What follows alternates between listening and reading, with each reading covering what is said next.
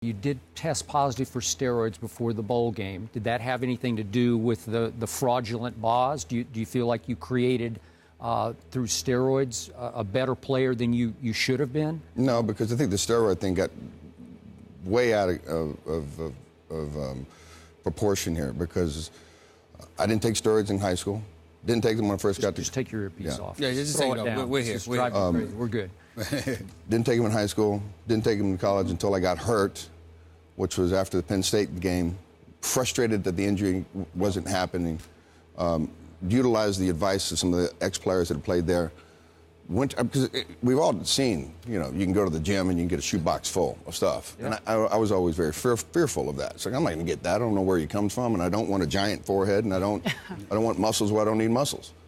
But I listened to what everybody else was doing. And if you remember back in those days, there was no rules about steroids. Switzer came to us at the beginning of that season during our spring, just after spring was over. And he had a team meeting. He said, I don't care who's on them.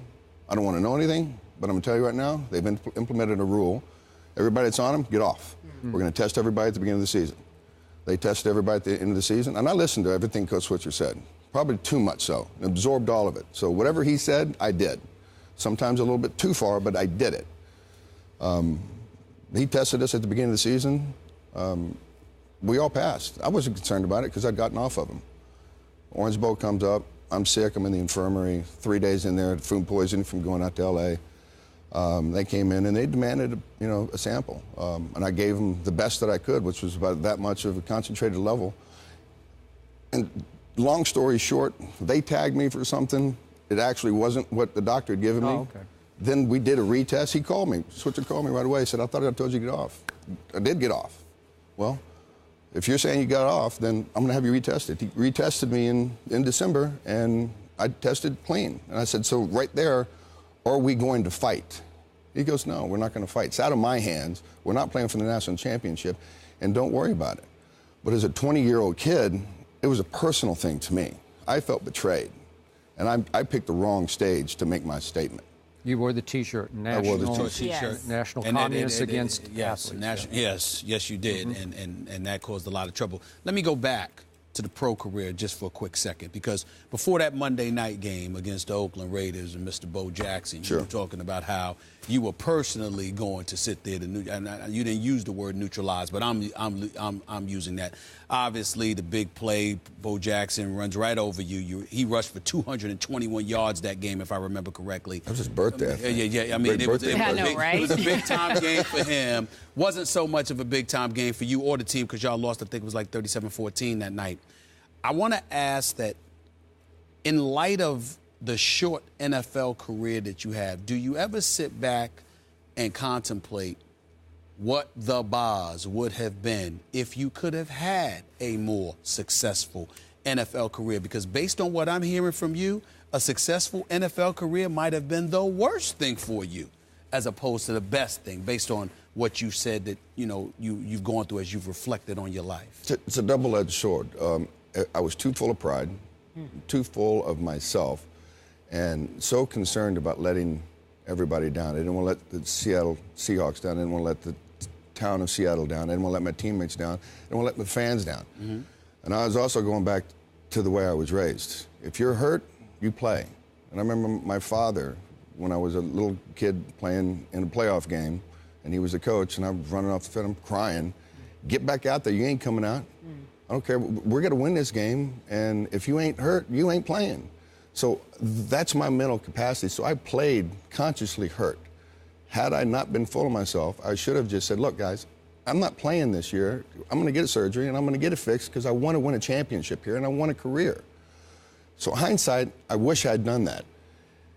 In retrospect, and the same question, had I done that, there's great probability that I would have all kinds of medical issues, concussions, and I can only imagine what Junior went through. I played at a very high level. I knew that at some point in time, I had played with 1 RPM, and that was in the red, full blast all the time. I tried to destroy everybody that I hit. I didn't know how to just throttle it down and say, I can just make a tackle and bring him down. I had to hit him, punish him, drive him, plant him, push him, and then get up. I couldn't do it any other way. And I don't know why that was. And that was probably because of the anger that was inside me, because I felt like I was always proving something to my father. How do I make you happy? Is this enough? Are you happy now? And I could never get to that point.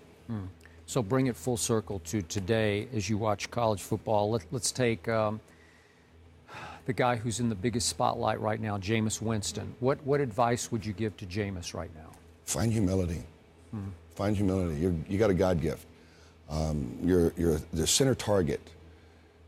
Work on your character. Your game is good, but let's work on your character. Let's start planting positive seeds for the young players that are watching you so that they want to be like you and emulate the great things that you do, and stop making stupid mistakes. You got a moral compass in your heart.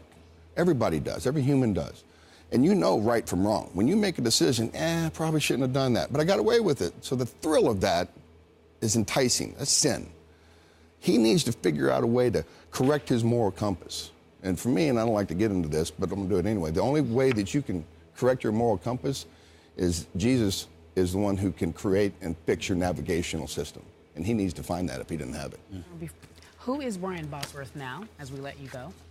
I'm a man at peace and love my place where I'm at right now.